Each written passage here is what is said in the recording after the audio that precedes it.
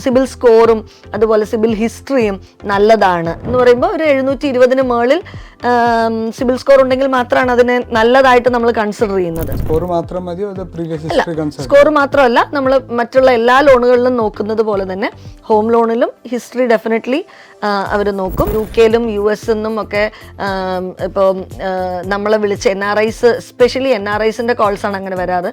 അവരൊരു നാട്ടിലൊരു വീട് എടുക്കണം എന്ന് പറഞ്ഞ് പ്രോപ്പർട്ടിയൊക്കെ ഐഡൻറ്റിഫൈ ചെയ്തിട്ട് ഹോം ലോണിന് വേണ്ടി വിളിക്കുമ്പോഴാണ് അപ്പോഴാണ് നമ്മളറിയുക ഇവരുടെ പഴയ ഒരു എഡ്യൂക്കേഷൻ ലോണിൽ ഇതുപോലെ പെൻഡിങ് ഉണ്ട്, അല്ലെങ്കിൽ അതൊരു സെറ്റിൽമെൻ്റ് ഉണ്ട് എന്നൊക്കെയുള്ള കാര്യങ്ങൾ. കാരണം ഇതിൻ്റെ ഇടയ്ക്കൊന്നും അവർ വേറെ ലോണുകളൊന്നും എടുത്തിട്ടുണ്ടാവില്ല.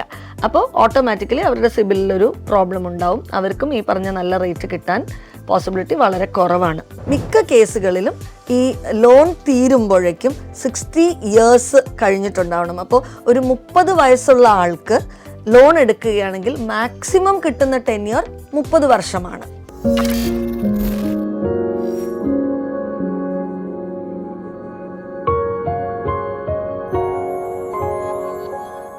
ഇനി നമുക്ക് നോക്കേണ്ടത് ഈ ഹോം ലോൺ 8.35 എന്ന് ഞാനൊരു റേറ്റ് പറഞ്ഞു. എല്ലാവർക്കും ഈ 8.35 കിട്ടുമോ? എല്ലാവർക്കും ഈ 8.35 റേറ്റ് എന്തുകൊണ്ട് കിട്ടുന്നില്ല? അപ്പോൾ നമ്മളൊരു ഹോം ലോൺ എടുക്കാൻ നമ്മൾ ഓരോ കസ്റ്റമേഴ്സിനെയും ഓരോ കാറ്റഗറി ആയിട്ട് തിരിക്കുകയാണെങ്കിൽ, ഇപ്പോൾ ഒരു സാലറീഡ് ക്ലാസ് പറയുകയാണെങ്കിൽ, സാലറീഡ് ക്ലാസ്സിൽ എലിജിബിലിറ്റി ക്രൈറ്റീരിയ എന്ന് പറയുന്നത് അവരൊരു ബാങ്കിൻ്റെ ലിസ്റ്റഡ് കമ്പനിയിൽ വർക്ക് ചെയ്യുന്ന ഒരാളാണ്, അവരുടെ സിബിൽ സ്കോറും അതുപോലെ സിബിൽ ഹിസ്റ്ററിയും നല്ലതാണ് എന്ന് പറയുമ്പോൾ ഒരു 720 മുകളിൽ സിബിൽ സ്കോർ ഉണ്ടെങ്കിൽ മാത്രമാണ് അതിനെ നല്ലതായിട്ട് നമ്മൾ കൺസിഡർ ചെയ്യുന്നത്. സ്കോർ മാത്രമല്ല, നമ്മൾ മറ്റുള്ള എല്ലാ ലോണുകളിലും നോക്കുന്നത് പോലെ തന്നെ ഹോം ലോണിലും ഹിസ്റ്ററി ഡെഫിനറ്റ്ലി അവർ നോക്കും. ക്രെഡിറ്റ് ഹിസ്റ്ററി, അവർ മുന്നത്തെ കാർഡ് സെറ്റിൽമെൻ്റ് ഉണ്ടോ, എഡ്യൂക്കേഷൻ ലോൺ സെറ്റിൽമെൻ്റ് ഉണ്ടോ, എഡ്യൂക്കേഷൻ ലോൺ പെൻഡിങ്. പലരും ഈ UK-ലും US-ന്നും ഒക്കെ ഇപ്പോൾ നമ്മളെ വിളിച്ച് NRIs, സ്പെഷ്യലി NRIസിൻ്റെ കോൾസാണ് അങ്ങനെ വരാറ്. അവരൊരു നാട്ടിലൊരു വീട് എടുക്കണം എന്ന് പറഞ്ഞ് പ്രോപ്പർട്ടിയൊക്കെ ഐഡൻറ്റിഫൈ ചെയ്തിട്ട് ഹോം ലോണിന് വേണ്ടി വിളിക്കുമ്പോഴാണ് അപ്പോഴാണ് നമ്മളറിയുക ഇവരുടെ പഴയ ഒരു എഡ്യൂക്കേഷൻ ലോണിൽ ഇതുപോലെ പെൻഡിങ് ഉണ്ട്, അല്ലെങ്കിൽ അതൊരു സെറ്റിൽമെൻ്റ് ഉണ്ട് എന്നൊക്കെയുള്ള കാര്യങ്ങൾ. കാരണം ഇതിൻ്റെ ഇടയ്ക്കൊന്നും അവർ വേറെ ലോണുകളൊന്നും എടുത്തിട്ടുണ്ടാവില്ല. അപ്പോൾ ഓട്ടോമാറ്റിക്കലി അവരുടെ സിബിലിലൊരു പ്രോബ്ലം ഉണ്ടാവും. അവർക്കും ഈ പറഞ്ഞ നല്ല റേറ്റ് കിട്ടാൻ പോസിബിലിറ്റി വളരെ കുറവാണ്. പിന്നെ നമുക്ക് വരുന്നത് ഇവരുടെ സാലറി പറഞ്ഞ പോലെ മന്ത്ലി അക്കൗണ്ട് ക്രെഡിറ്റ് ആയിരിക്കണം. ഇവരുടെ EMI ബെയറിംഗ് കപ്പാസിറ്റി എന്ന് പറയുന്നത് ഒരു ജനറലി നമ്മൾ 60% ആണ് നമ്മൾ സംസാരിക്കുക. ഒരു EMI 60% നിർത്തണം അവരുടെ ഇൻകം, ആ ഒരു റേഷ്യോ. ചില ബാങ്കുകളിൽ നമുക്ക് ചില പെർട്ടിക്കുലർ കേസസിൽ 70, 75, 80% വരെയും എടുക്കുന്ന ബാങ്കുകളും നിലവിലുണ്ട്. പ്രൊഫൈലിനെ ബേസ് ചെയ്തിട്ടാണ്, ഹയർ സാലറിനെയും പ്രൊഫൈലിനെയും ബേസ് ചെയ്തിട്ടാണ്. 15 ലക്ഷം 20 ലക്ഷം സാലറി മേടിക്കുന്ന ഒരു ഡോക്ടർ പ്രൊഫൈലിലുള്ള ഒരാളാണെങ്കിൽ നമ്മൾ അദ്ദേഹത്തിൻ്റെ ഒരു 80% വരെ നമ്മൾ കൺസിഡർ ചെയ്യാം. കാരണം ഒന്നാമത് അവർ ഡോക്ടറാണ്, 15 ലക്ഷം സാലറി ഉണ്ട്. അപ്പോൾ ഓട്ടോമാറ്റിക്കലി അവരൊരു കോർപ്പസ് ഇൻവെസ്റ്റ് ചെയ്തിട്ടുണ്ടാവും എന്ന് ബാങ്ക് അസ്യൂം ചെയ്യുകയാണ് ചെയ്യുന്നത്. അവരുടെ ബാക്കിയെല്ലാം സെറ്റാണ്. ഈ 80% EMIയിലോട്ട് പോയാലും ദേ ആർ കംഫർട്ടബിളി ലിവിങ് എന്നുള്ള ഒരു അസംഷനാണ് അവിടെ പ്ലേ ചെയ്യുന്നത് മേജർലി. അപ്പോൾ ഇതാണ് ഒരു ക്രൈറ്റീരിയ. പിന്നെ സാലറീഡിൻ്റെ കേസിൽ 60 years റിട്ടയർമെൻറ്റ് ഏജ് ആണ് കൺസിഡർ ചെയ്യുന്നത്. മിക്ക കേസുകളിലും ഈ ലോൺ തീരുമ്പോഴേക്കും 60 years കഴിഞ്ഞിട്ടുണ്ടാവണം. അപ്പോൾ ഒരു 30 വയസ്സുള്ള ആൾക്ക് ലോൺ എടുക്കുകയാണെങ്കിൽ മാക്സിമം കിട്ടുന്ന ടെന്യൂർ 30 വർഷമാണ്. ആൾ 35 വർഷത്തേക്ക് എടുക്കാൻ നോക്കിക്കഴിഞ്ഞാൽ ചിലപ്പോൾ പോസിബിൾ ആയിക്കൊള്ളുന്നില്ല. എന്നാൽ ചില ബാങ്കുകളിൽ ഇതിനൊക്കെ ഡീവിയേഷൻസ് ഉണ്ട്. അതായത് ചില ബാങ്കുകളിൽ ഇതിപ്പോൾ പെൻഷൻ കിട്ടാൻ എലിജിബിലിറ്റി ഉള്ള ഒരു കസ്റ്റമർ ആണെങ്കിൽ ചിലപ്പോൾ 35 വർഷം ഡീവിയേഷൻ എടുത്ത് കൊടുക്കാം. ഒരു 65 വരെ എക്സ്റ്റെൻഡ് ചെയ്ത് കൊടുക്കാം, പ്രൊവൈഡഡ് അവർക്ക് അതിനുള്ള സോഴ്സ് ഓഫ് ഇൻകം ഉണ്ടായിരിക്കണം എന്നുള്ളതിന് ബാങ്കിന് പ്രൂഫ് വേണം. അവർക്കിപ്പോൾ അതർ സോഴ്സ് ഓഫ് ഇൻകം ഉണ്ട്. ഫോർ എക്സാമ്പിൾ, ഇപ്പോൾ അവർക്ക് റെൻ്റൽ ഇൻകം വരുന്നുണ്ടെന്ന് വിചാരിക്കുക. അവർക്ക് കുറച്ച് ബിൽഡിങ്സ് ഒക്കെ ഉണ്ട്, അതിൽ നിന്ന് റെൻ്റൽ ഇൻകം വന്നുകൊണ്ടിരിക്കുന്നുണ്ട്.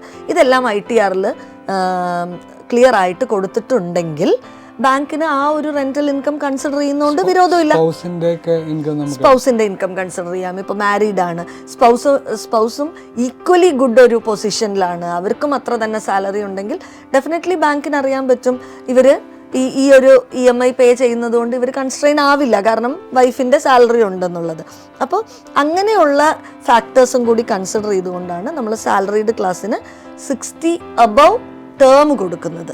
അതായത് 60 above ടേം എന്ന് പറഞ്ഞാൽ 60 ഇയേഴ്സിൽ മുകളിൽ ടേം കിട്ടാൻ ഉള്ള ചാൻസസ്. എലിജിബിലിറ്റി ക്രൈറ്റീരിയ സമ്മറൈസ് ചെയ്യുകയാണെങ്കിൽ ഒരു സാലറിയുടെ ആൾക്കാർക്ക് ജനറലി ഒരു മിനിമം ബാങ്ക് ത്രൂ സാലറി വേണം, PF ഡിഡക്ഷൻസോ അല്ലെങ്കിൽ ESI പോലെയുള്ള മാൻഡേറ്ററി ഡിഡക്ഷൻസ് വേണം, ഫോം 1626AS തുടങ്ങിയ മാൻഡേറ്ററി ഡോക്യുമെൻറ്റ്സ് വേണം, കമ്പനി നല്ല കമ്പനി ആയിരിക്കണം, പിന്നെ അവരുടെ സാലറിയുടെ EMI 60 ആണ് നോർമലി, മാക്സിമം 80% വരെ പോവാം, നല്ല ക്രെഡിറ്റ് ഹിസ്റ്ററി വേണം, നല്ല ക്രെഡിറ്റ് സ്കോർ വേണം. കറക്റ്റ് അല്ലേ? ഇതാണ് നമ്മളൊരു ഇതിനെ സമ്മറൈസ് ചെയ്താൽ വരുന്നത്. ഇതിപ്പോൾ ബിസിനസ്സുകാരുടെ കേസിൽ വരുമ്പോൾ എന്താണ് എലിജിബിലിറ്റി ക്രൈറ്റീരിയ? ബിസിനസ്സുകാരുടെ ഒരു എലിജിബിലിറ്റി പറയുകയാണെങ്കിൽ മിനിമം 3 years എങ്കിലും അവർക്ക് വിൻറ്റേജ് ഉണ്ടായിരിക്കണം. അതായത് ബിസിനസ്സിന് വിൻറ്റേജ് ഉണ്ടായിരിക്കണം.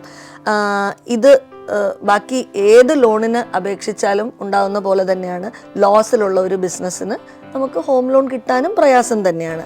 അതുപോലെ തന്നെ ഇതിൽ ഒരു കാര്യം ശ്രദ്ധിക്കേണ്ടതുണ്ട്. അതായത് ബിസിനസ്സിന് ഇപ്പോൾ ഹോം ലോൺ കിട്ടുക എന്ന് പറയുന്നത് ഒരു സെൽഫ് എംപ്ലോയിഡ് പേഴ്സണിനെയാണ് നമ്മൾ പറയുന്നത്. കാരണം ഹോം ലോൺ കിട്ടുന്നത് ഒരു പേഴ്സണിനാണ്, ഒരു ബിസിനസ് എൻറ്റിറ്റിക്കല്ല അത് കൊടുക്കുന്നത്. അപ്പോൾ ഞാനിപ്പോൾ ഉദ്ദേശിക്കുന്നത് അവരുടെ ബിസിനസ് ഇൻകം ആണല്ലോ, ബിസിനസ്സാണ് അവരുടെ സോഴ്സ് ഓഫ് റവന്യൂ. അപ്പോൾ അത് ലോസ് ആയിരിക്കാൻ പാടില്ല. ബിസിനസ്സിൻ്റെ ഫിനാൻഷ്യൽസ് എടുത്ത് നോക്കുമ്പോൾ ലോസ് ആയിരിക്കാൻ പാടില്ല, ഡിപ്പ് ഉണ്ടാകാൻ പാടില്ല. ഡിപ്പിന് ഈ പറഞ്ഞ പോലെ തന്നെ ഒരു ക്രൈറ്റീരിയ ഉണ്ട്, 25% കൂടുതൽ ഡിപ്പ് ആവരുത്. അതായത് കഴിഞ്ഞ കൊല്ലത്തെ ഇൻകം അതിൻ്റെ ഒരു മാക്സിമം 20 ആണ്, 20% കൂടുതൽ ഡിപ്പിൽ പോകാൻ പാടില്ല ഈ വർഷത്തെ ഇൻകം എന്നുള്ളത്. അതൊരു ക്രൈറ്റീരിയ ആണ്. പിന്നെ ഈക്വലി ഇമ്പോർട്ടൻ്റ് ആണ് സിബിൽ എന്ന് പറയുന്നത്.